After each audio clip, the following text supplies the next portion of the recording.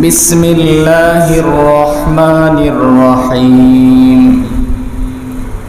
ولسوف يعطيك ربك فترضى ألم يجدك يتيما فآوى ووجدك ضالا فهدى ووجدك عائلا فأغنى فأما اليتيم فلا تقهر وأما السائل فلا تنهر وأما بنعمة ربك فحدث صدق الله مولانا العظيم وصدق رسوله النبي الأمي الكريم ونحن على ذلك من الشاهدين والشاكرين والحمد لله رب العالمين اللهم صل على محمد وعلى آل محمد كما صليت على إبراهيم وعلى آل إبراهيم إنك حميد مجيد اللهم بارك على محمد وعلى آل محمد كما باركت على إبراهيم وعلى آل إبراهيم إنك حميد مجيد لا إله إلا الله الحليم الكريم سبحان الله وبحمده سبحان الله العظيم سبحانك لا علم لنا إلا ما علمتنا إنك أنت العليم الحكيم نهاية قابل احترام উপস্থিত দেশ ও জাতির কর্ণধার হযরত উলামায়ে কেরাম, অত্র এলাকার বিভিন্ন অঞ্চল থেকে আগত ইসলাম প্রিয় মুসলিম ভাইরা, মহান রব্বে কারীমের দরবারে অসংখ্য গণিত শুকর আদায় করছি, যিনি অত্যন্ত দয়া করে মেহেরবানি করে আমাদের হায়াতটাকে দীর্ঘায়িত করে সুস্থ শরীরে পবিত্র জুমার দিনে আল্লাহর ঘর মসজিদে বসে নামাজের পূর্বে কোরআন ও হাদিস থেকে কিছু কথা শোনার তৌফিক দিয়েছেন। এই জন্য আমরা সকলেই পড়ছি আলহামদুলিল্লাহ। আমার ভাই, আমি আপনাদের সামনে পবিত্র কোরআনে কারিমা থেকে সূরা দোহার 6 নম্বর আয়াত থেকে শুরু করে সর্বশেষ আয়াত পর্যন্ত তিলাওয়াত করেছি। আল্লাহ তাআলা যেন তিলাওয়াতকৃত আয়াত এবং হাদিসের আলোকে আমাকে ইখলাসের সহিত কিছু কথা বলার এবং আপনাদের সকলকে আমল করার নিয়তে শোনার তৌফিক দান করুক। সকলে বলি আমিন। মুহতারাম ভাই, আমরা জানি আরবি এই মাসটা হলো রবিউল আউয়াল মাস। আজকে হলো রবিউল আউয়ালের দ্বিতীয় জুমা। গত জুমায় বিশ্বনবী মুহাম্মদ আরবি সাল্লাল্লাহু আলাইহি ওয়াসাল্লামের গুণাগুণ সম্পর্কে আমরা শুনতেছিলাম। আজকে আমরা বোঝার চেষ্টা করব যে মিলাদুন নবী এবং সিরাতুন নবী এই দুইটা কেন বলা হয়, তার উদ্দেশ্য কি, এই দুই শব্দ দিয়ে আমরা কি বুঝতে পারি। কারণ এই দুইটা শব্দের মধ্যে আমাদের কাছে অনেক বেজাল কিছু আছে, যার সঠিক ব্যাখ্যাও আমাদের জানা নাই, যার কারণে আমরা কোনোটা করতে যাই কোনোটার উপরে আঘাত করে কথা বলি। এই জন্য এই বিষয়গুলি মুসলমান হিসাবে আমাদের বোঝা অনেক বেশি দরকার। এই কারণেই আমি আপনাদের সামনে যে আয়াতগুলি তেলাওয়াত করেছি, এই সূরাটা অত্যন্ত প্রসিদ্ধ একটা সূরা। কোরআন শরীফের মধ্যে আল্লাহ রাব্বুল আলামিন 114 খানা যে সূরা নাজিল করেছেন, এই সূরাগুলির ভিতরে এই সূরাটা হলো 93 নম্বর সূরা সিরিয়ালগত দিক থেকে। তাফসীরের কিতাবের মধ্যে পাওয়া যায় এই সূরাটা পুরাটাই আল্লাহ তাআলা মক্কাতে নাজিল করেছেন। একটু পিছন থেকে আমরা ইতিহাসটা বুঝে আসলে আমাদের জন্য সহজ হবে। আপনার আমার নবী, বিশ্ব নবী মুহাম্মদ আরবি সাল্লাল্লাহু আলাইহি ওয়াসাল্লাম পৃথিবীতে কত বছর ছিলেন? জি, সবাই শিওর? 63 বছর ছিলেন নবীজি। এই 63 বছরকে তাফসীরের কিতাবের মধ্যে ভাগ করা হয়েছে 3 ভাগে। 40 বছর নবীজির জিন্দেগিতে যা করছেন, একটা কাজও আমাদের জন্য পালনীয় নয়, বর্জনীয় নয়।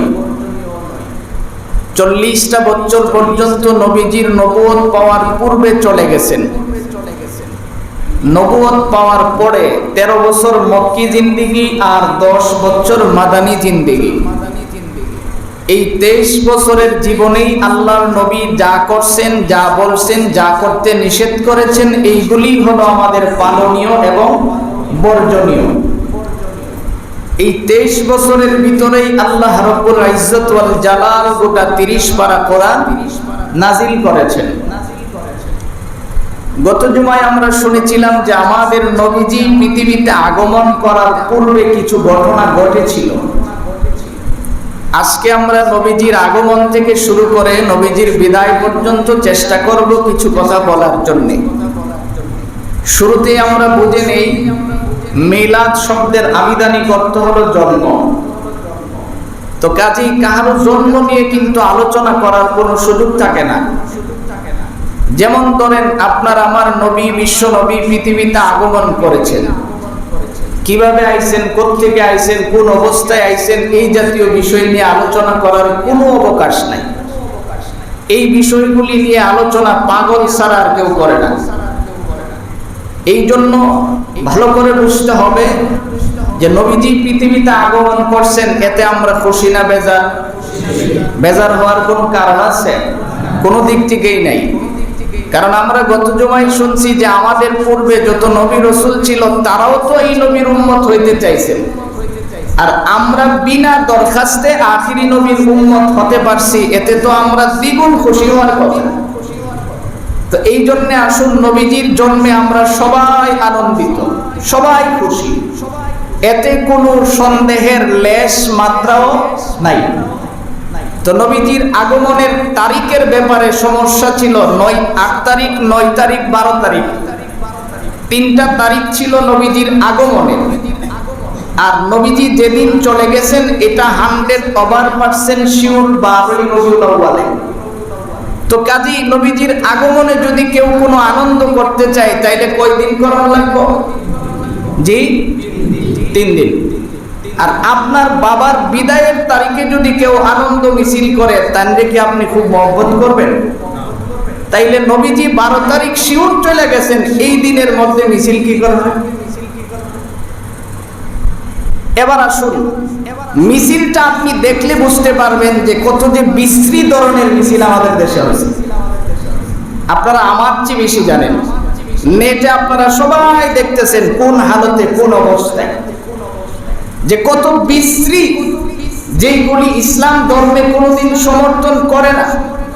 কারণ মুসলমান হিসাবে নবীজির আগমনে আমরা সবাই আনন্দিত। এখন আগমন নিয়ে কিছু বলা যাবে না, কারণ আগমনের পরে নবীজি যা যা করছেন এইগুলি হলো আমাদের মূল বিষয়।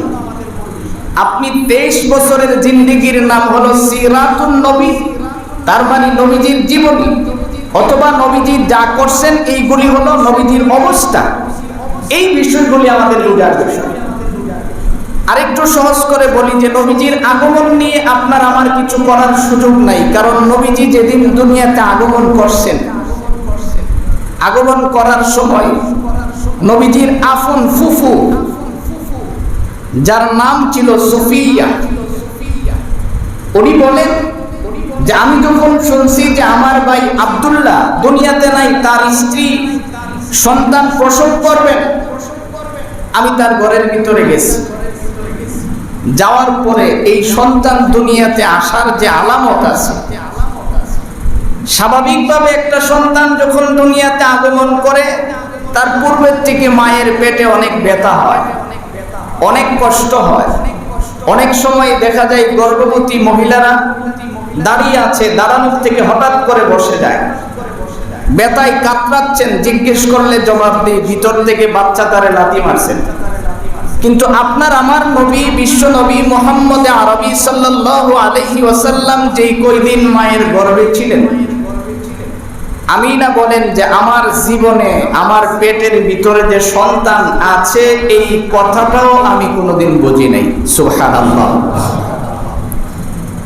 নবীজির ফুফু সুফিয়া বলেন, আমি আমার বাতিজা হওয়ার পরে বাচ্চা যারা প্রসব করায় তাদের কিছু নিয়ম নীতি থাকে, আগের থেকেই তুলা, প্লেট, সেভলন অনেক কিছু সতর্কতামূলক রাখে। সুফিয়া বলেন, আমি গেলাম যে প্লেট নিয়ে, যে আমার বাতিজা জন্মগ্রহণ করছে তার নাক থেকে তো কাটতে হবে, মায়ের সাথে সন্তানের নাভির যে কানেকশন থাকে এটাকে বিচ্ছিন্ন করা লাগবে। আমি যায়া দেখি আমার বাতিজার আগের থেকেই বিচ্ছিন্ন করা। সুবহানাল্লাহ। তাহলে আপনি বলুন, নবীজি যেইভাবে আসছেন এইভাবে কি পৃথিবীতে কেউ আসা সম্ভব? তাহলে এই বিষয়টা নিয়ে কথা বলার কোনো সুযোগ আছে? যেইভাবে আইছে এইভাবে আসার কোনো সুযোগ নাই।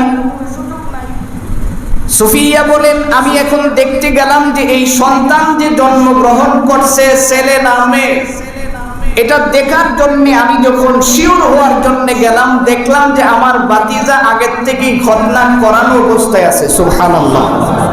তাহলে এটাও তো সম্ভব না। তাইলে আপনি মিলাদ নিয়ে নবীজির জন্ম থেকে কিছু পাওয়ার মতো আপনার নাই, নবীজির জীবনীর থেকে অনেক কিছু আপনার পাওয়ার আছে। তারপর দেখেন, আমাদের সন্তান যখন জন্মগ্রহণ করে শীত হয়ে শুয়া চিৎকার দেয়। সুফিয়া বলেন, আমি দেখলাম যে আমার বাতিজা হওয়ার পরেই জমিনে যেইভাবে মানুষ সিজদা করে এইভাবে সিজদা দিয়ে পড়ে আছে। সুবহানাল্লাহ। সিজদা দিয়ে পড়ার পরে আমার কাছে গুনগুন একটা শব্দ আমার কানের মধ্যে বাজছে। আমি এটা শিওর করার জন্য আমার কানটা আমি বাতিজার মুখ বরাবর নিলাম। নেওয়ার পরে দেখতেছি যে আমার বাতিজা কয়েকটা শব্দ উচ্চারণ করেছেন, সিরাতের কিতাবের মধ্যে হুবহু সেই শব্দগুলি লেখা হয়েছে। সুফিয়া বলেন, আমি শুনতেছি আমার বাতিজা বলতেছেন, আল্লাহু আকবার, আলহামদুলিল্লাহি হামদান কাসীরা ওয়ালহামদুলিল্লাহি বুকরাতাও ওয়া আসীলা। আমার ভাইজান সুফিয়া বলেন, জগতের মানুষ শোনো, আমার বাতিজা যে জন্মগ্রহণ করছে, দুনিয়ার মানুষ জন্মগ্রহণ করার পরে হা হুয়া বলে কাঁদে, আমার বাতিজা সিজদায় পড়ে বলেন আল্লাহু আকবার। সমস্ত প্রশংসা ওই আল্লাহর জন্য যিনি আমাকে দুনিয়ার মধ্যে পাঠাইছেন, তিনি সবচেয়ে বড়, অন্য উপাসনা করার আর কোনো সুযোগ নাই। আমার বাতিজা এখন রবের শুকরিয়া আদায় করে, আলহামদুলিল্লাহি হামদান কাসীরা ওয়া সুবহানাল্লাহি বুকরাতাও ওয়া আসীলা। আমার বাতিজা এইভাবে রবের প্রশংসাগুলি করতেছিল। বিশ্বনবী মুহাম্মদুর রাসূলুল্লাহ সাল্লাল্লাহু আলাইহি ওয়াসাল্লামের ফুফু সুফিয়া বলেন, পৃথিবীর মানুষ শোনো, আমার বাতিজা যেদিন পৃথিবীর জমিনে আগমন করেন, ওই দিন পৃথিবীর জমিনে ওই সুবহে সাদিকের সময় আমি লক্ষ্য করে দেখলাম আকাশের তারকারাজিগুলি যেন আমার গড়ের দিকে উকি দিয়ে আছে। গোটা পৃথিবীর মধ্যে যেন স্তম্ভিত হয়ে গেছে, সবকিছু যেন একটা পরিবর্তন দেখা যায়।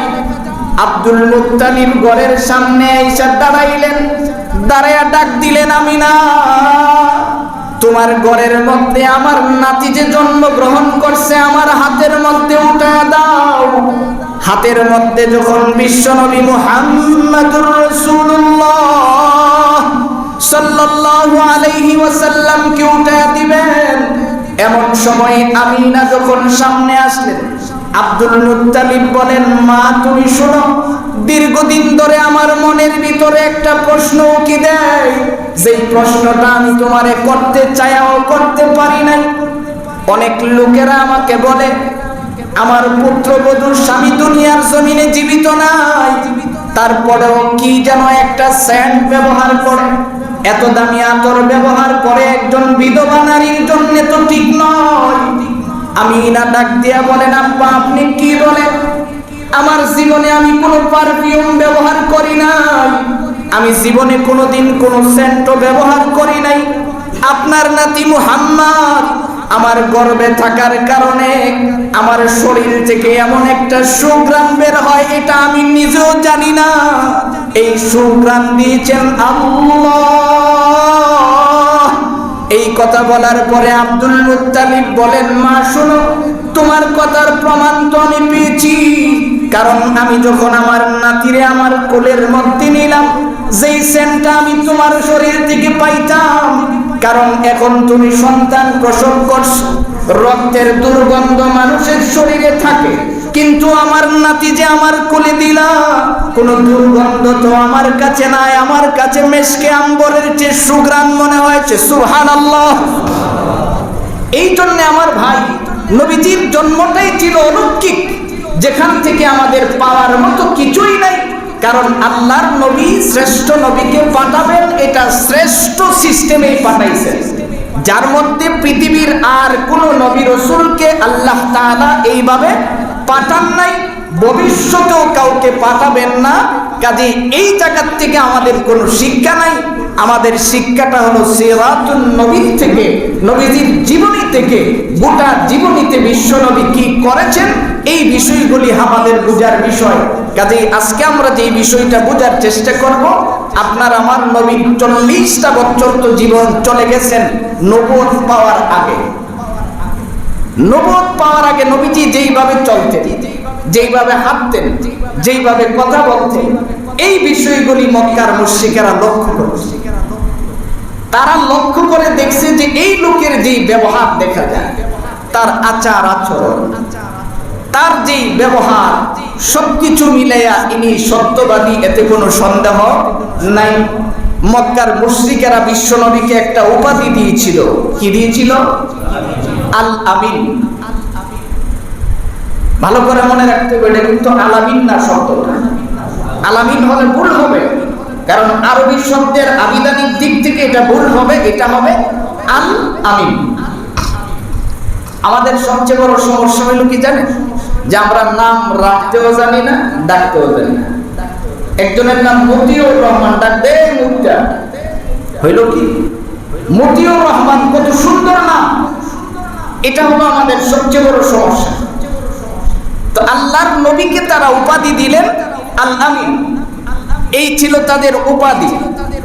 এইভাবে চলতে চলতে বিশ্ব নবী মুহাম্মদুর রাসূলুল্লাহ সাল্লাল্লাহু আলাইহি ওয়াসাল্লাম 40টা বছর অতিক্রম করলেন। 40 বছরের ভিতরে সমস্ত মুশরিকদের বিশ্বাস ইনি ভালো, তার মধ্যে কোনো সমস্যা নাই।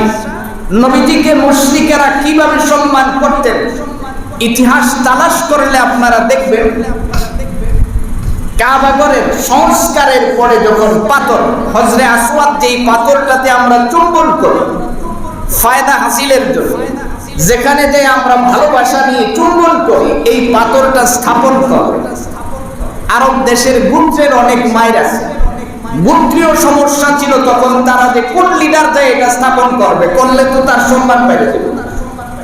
এই জন্য 12টা গোত্রে তারা বিভক্ত ছিল। 11 গোত্রের লোকজন লাঠি সুটা লয়ে দাঁড়াইছে যে এমন গোত্রের লোকরে দিতাম না, প্রয়োজনে লাঠালাঠি হবে, কোনাকুনি হবে, কিন্তু পাথর স্থাপন করতে দিব।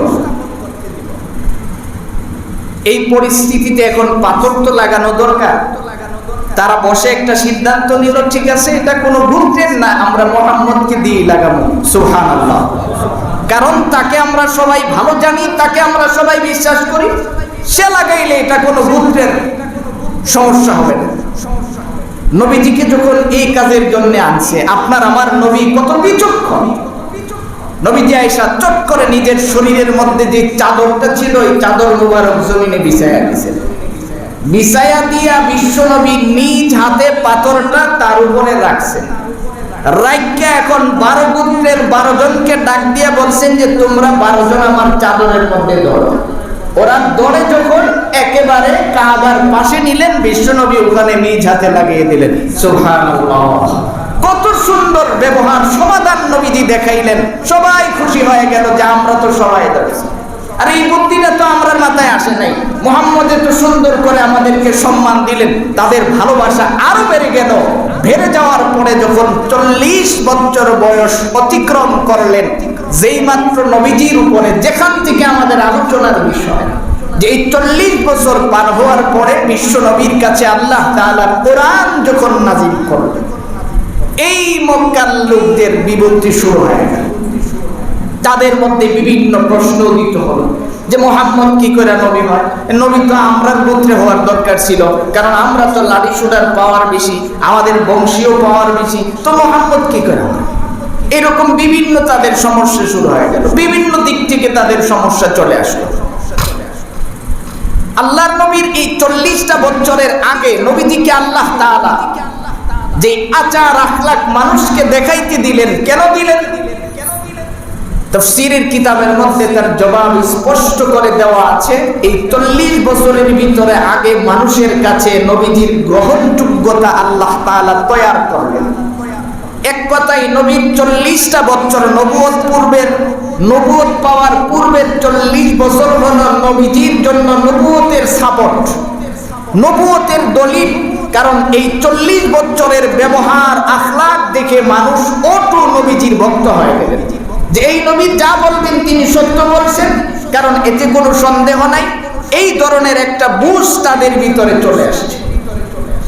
যেমন আপনার আমার নবীর কাছ থেকে আমাদের যে বিষয়টা নেওয়া, আল্লাহর নবী হাদিস শরীফের মধ্যে বলেছেন, ইন্নামা বুইসতু লিউতাম্মিমা মাকারিমাল আখলাক।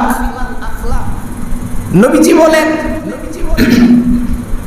আমি তো তোমাদের জন্য উস্তাদ, আমি তোমাদের জন্য টিচার, কারণ আমার কাছ থেকেই তো তোমরা আখলাক শিখবা। আমি মুহাম্মদুর রাসূলুল্লাহ সাল্লাল্লাহু আলাইহি ওয়াসাল্লামের জীবনী থেকে তোমাদের অনেক কিছু শেখার আছে। আপনার আমার নবী মানুষের ব্যবসা কাজ পরিচালনা করেও দেখাইছেন যে যারা ব্যবসায়ী তারা ব্যবসা করলেই হবে। আপনার আমার নবী মরুভূমিতে রাখালের মতো কাজ করে, মরুভূমিতে পশু চড়াইয়াও দেখাইছেন যে যারা রাখাল, যারা কৃষক, তোমরা কিভাবে কাজ করবা, এইগুলিও নবীজি দেখাইছেন। বিশ্বনবী রাহমাতুল লিল আলামিন বাসায় কাজের লোক রাখতেও দেখাইছেন যে এইভাবে তার সাথে ব্যবহার করবা। আল্লাহর নবী রাষ্ট্র পরিচালনা করেও দেখাইছেন, তুমি যখন রাষ্ট্রের অভিভাবক হবে তোমার কাজ থাকবে এরকম। কারণ শ্রেষ্ঠ নবী, তার এমন কোন সেক্টর নাই যেখান থেকে নবীজির শিক্ষা নাই। ছোটদের সাথে নবীজির ব্যবহার কেমন ছিলেন আপনি দেখেন। আমরা জানি যে বিশ্ব নবীর একজন পালক পুত্র ছিল যার নাম হলো যায়েদ। এটা নবীজির পালক পুত্র ছিলেন যায়েদ। যায়েদ ছিল সম্ভ্রান্ত বংশের এক ছেলে। অনেক লম্বা কথা, ঘটনাক্রমে ওখান থেকে যে কোনো ভাবে ভাই দাবাই নবীজির কাছে গোলাম হিসাবে পেশ করা হয়েছে। আল্লাহ নবী যায়েদকে রাখছেন, রাইকা সাহাবাই কেরামের সামনে এইভাবে হাতে ধরে নবীজির বগলতলিতে তার হাত রাইকা চাপ দিয়া মানুষের সামনে নিয়ে বলছেন, সাহাবীরা এই যে দেখো আমার পাশে যে দাঁড়িয়ে আছে এই যায়েদকে চিনো? সাহাবাই কেরাম বলতেছেন, জি চিনি। যায়েদ আপনার গোলাম? নবীজি বলেন, না, সে আমার গোলাম না, সে আমার পুত্র। সুবহানাল্লাহ। নবীজি তাকে কত সম্মান দিয়েছেন। ঘটনাক্রমে যায়েদের বাবার কাছে খবর আসছে যে এইভাবে যায়েদ তো আরবের একজন ব্যক্তির কাছে যে বিক্রি হয়েছে। খুঁজতে খুঁজতে নবীজির কাছে আসছেন। আয়েশা বলতেছেন, সমস্ত প্রমাণাদি পেশ করছেন যে যায়েদ আমার ছেলে। আপনি যেই টাকা দিয়ে যায়েদকে ক্রয় করছেন এই টাকাগুলি আমি ফেরত দিয়ে দিব, আপনি যা চান তা দিব, আমার ছেলেরে ফেরত দিয়ে দেন। রাহমাতুল লিল আলামিন মুস্কি হাসি দিয়ে বলেন যে টাকা লাগবে না, যায়েদ যদি আপনাদেরকে চিনতে পারে আমি এমনিতেই দিয়ে দিব। জায়েদ যদি আপনাকে চিনতে পারে আর আপনি বাবা এটা প্রমাণিত হয়, আপনি আপনার ছেলেকে নিয়ে যাবেন, আমার কোনো অসুবিধা নেই।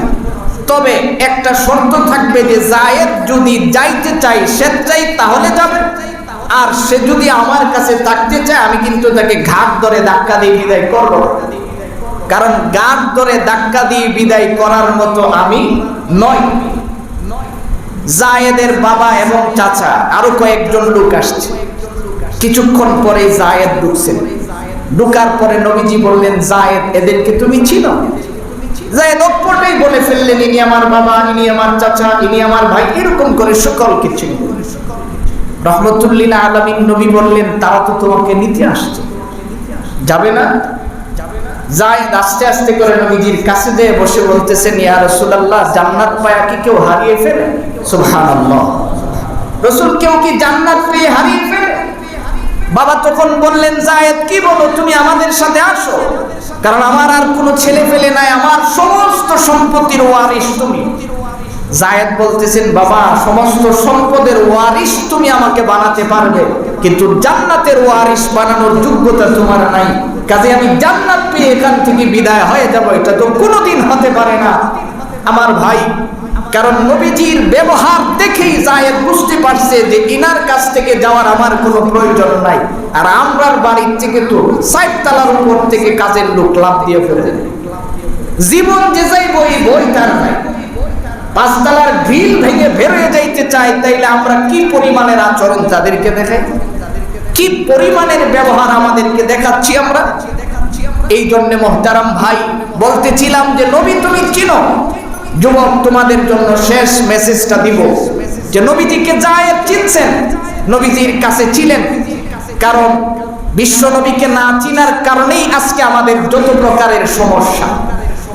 কেমন নবীর উম্মত আমরা, নিজেকে আমরা চিনি না। ছাগলের পালে থাকতে থাকতে আমরা ছাগলের মতোই হয়ে গেছি। আমরা যে কোন নবীর উম্মত, আমাদের পাওয়ারটা আমরা ভুলে গেছি। এই জন্য এখনো সময় আছে, নিজেকে চিনো। তুমি যে কেমন নবীর উম্মত আর তোমার দাম কত বেশি, তোমার ইজ্জত আল্লাহর কাছে কত বেশি, তোমার সম্মান কত বেশি, তুমি বোঝার চেষ্টা করো। সম্মানটা তুমি ফেরত পাবে যখন নবীজির ভালোবাসা তোমার ভিতরে ভরপুর থাকবে। ইতিহাস প্রমাণ করে বিশ্বনবীকে একজন ইহুদি আবু রাফে খুব বিশ্রী ভাষায় গালিগালাজ করছে। এক পর্যায়ে তার বিরুদ্ধে কোরআনের আয়াত নাযিল হয়ে গেছে। এই মুরতাদকে হত্যা করার জন্য কোরআনের আয়াত নাযিল হয়ে গেছে। নবীজি সাহাবায়ে কেরামের সামনে বললেন, আবু রাফে তাকে তো হত্যা করতে হবে। কেন? অন্ধ একজন সাহাবী আব্দুল্লাহ ইবনে উতাইফ, চোখে দেখে না, চোখের আলো নাই, অন্ধ, দাঁড়িয়ে বলতেছে, রাসূল আমার যদি একটু অনুমতি দিতেন, আমি খেদমতটা করতে চাই। আল্লাহ রাসূল সাল্লাল্লাহু আলাইহি ওয়াসাল্লাম চিন্তা করলেন, সে অন্ধ মানুষ, তার ভিতরে যে স্পিরিট, কত ভালোবাসা থাকলে একজন মানুষ নবীজিকে গালি দিছে, এখন তাকে হত্যা করার জন্য সে পট করে দাঁড়ায় গেছে। নবীজি বললেন, যাও, ঠিক আছে, তোমার অনুমতি দিয়ে দিলাম। রাতের অন্ধকারে আবু রাফের বাড়িতে অন্ধ মানুষ লাঠি ভর করে করে গেলেন, ভিতরে ঢুকছে, তাকে হত্যা করছে। এখন বের হয়ে দেখে গেট লাগানো, গেট তো আর খোলা না। অনেক লম্বা কথা, কিভাবে করছে অনেক লম্বা কাহিনী, আমি একটু সংক্ষেপ করে মূল কথাটা বুঝাইতে চাচ্ছি। গেট বন্ধ, বেরোইব কিভাবে? ওয়াল টপকায়া যখন বের হয়ে এই পারে আইসা পড়ছে, পড়ার পরে তার একটা পা ভেঙে গেছে। এই পা নিয়ে আস্তে আস্তে করে করে ঘুরাইয়া ঘুরাইয়া মসজিদে নববীতে যখন আসছেন, ফজরের আযান হয়ে গেছে। নামাজ পড়ছে, নামাজের পরে সাহাবায়ে কেরামকে নিয়ে নবীজি বসছেন। সে আব্দুল্লাহ ইবনে উতাইফ অনেক দূরে পিছনে এক জায়গায় বসে বসে বেতাই কাতরাচ্ছেন আর নামাজ পড়তেছেন।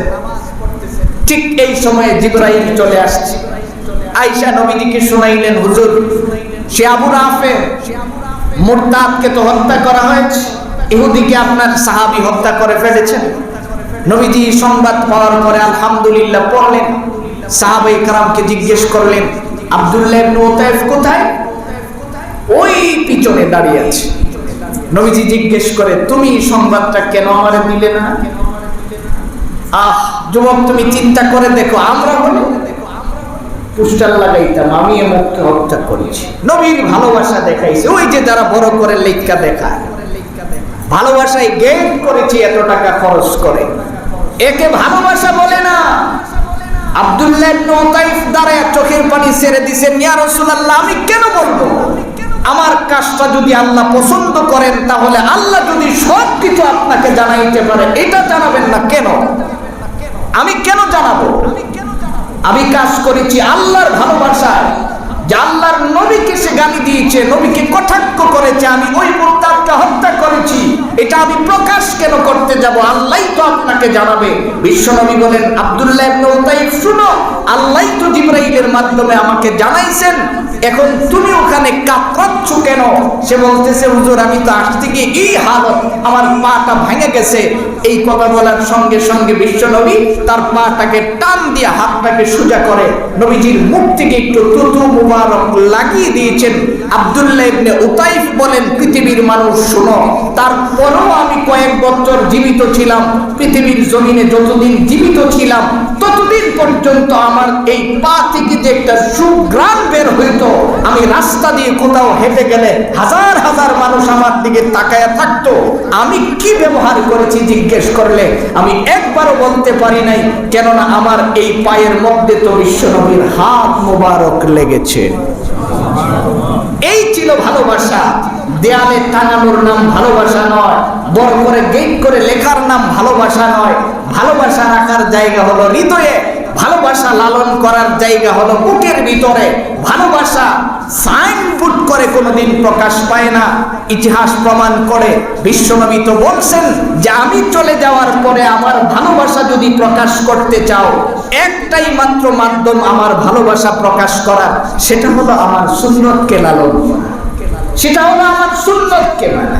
তোমার কাছে নবীর সুন্নতের কোনো ধারস্থ না, নবীজির সুন্নতের ব্যাপারে কোনো খেয়াল নাই। কারণ আমরা তো এখন অত্যাধুনিক হচ্ছি, দিন দিন আধুনিক না, আরো আপডেট হচ্ছে। এত আপডেট হয়েছি যে এক বাসায় খাইতে গেছি, এখন ডাইনিং টেবিলে খাবার সামনে না দিতে হয় না, খালি ঘুরে ঘুরে কোনটা আপনি নিতে চান, কোনটা নিতে চান আপনার সামনে ওটু চলে আসে। হাত ধুইতে গেলে বেসিংয়ের নিচে চাপ দেওয়ার লাগে না, হাত দিলেই পানি আসে, বুঝে যে আপনি যে খাইবার লেগে হাত দিয়েছেন। তাই এত কিছু হচ্ছে, কিন্তু নবীজির সুন্নতের বেলায় পিছনে। আল্লামা ইকবাল বলেন, তু কুজাও সুন্নতে আহমদ কুজা, তু কুজাও সুন্নতে আহমদ কুজা, বা মুহাম্মদ কৈবুয়াত নিসবত তুরা, कल्ब में सोच नहीं, रूह में एहसास नहीं, कुछ भी पैगाम मोहम्मद का तुझे पास नहीं। আল্লামা ইকবাল বলেন, তুমি কোথায় আর মুহাম্মদুর রাসূলুল্লাহর আদর্শ কোথায়? আজকে তোমার সমস্যাটা কোথায় যুবক? সবকিছু চিনতে তোমার মেহনত আছে, কিন্তু নবী চিনার মেহনত তুমি করলা না। এই কারণেই তো তোমার জীবন আজকে অভিশপ্তদের কাতারে দাঁড়িয়েছে, কারণ তুমি বিশ্বনবীর আদর্শ থেকে বহু দূরে সরে গেছো। আজকে তুমি চিন্তা করো, ইসলাম বিজয় করবা, পট করে মন্দিরে গিয়ে আগুন ধরায় দিবা। তুমি মনে করতেছো নারায়ে তাকবীর আল্লাহু আকবার কইয়া মন্দিরে আগুন ধরায় দিলাম মানে ইসলাম বিজয় হয়ে গেল। এর নাম ইসলাম নয়, তুমি ব্যবহার দেখায়া ইসলাম বিজয় করতে হবে। হযরত আলীকে একজন ইহুদি হত্যা করতে আসছে, তরবারি নিয়ে আলীর বুকের উপরে চড়ছে, বুকের উপরে চইরা গলার মধ্যে সালায়া দিবার আগে কইতেছে, আলী কত দেখি তোমারে কে বাঁচাইবে? আমার তো আল্লাহ বাঁচাইবে। কোকিল লিগে তুমি দেখতেছো না যে আমি তোমার বুকের উপরে বয়ে এখন খালি তরবারিটা সালায়া দেব, এখনো তুমি তোমার আল্লাহ বাঁচাইবে কথা কো? আলী বলেন, আরে তুই কি দেখছো? তা আমার জীবন তো তুই নিতে পারবি না, কারণ আল্লাহ যদি এই চাকুর মধ্যে লিখে রাখে তোর এই খঞ্জরের আঘাতে আমার জান যাবে, তাহলে নিয়ে যাবে।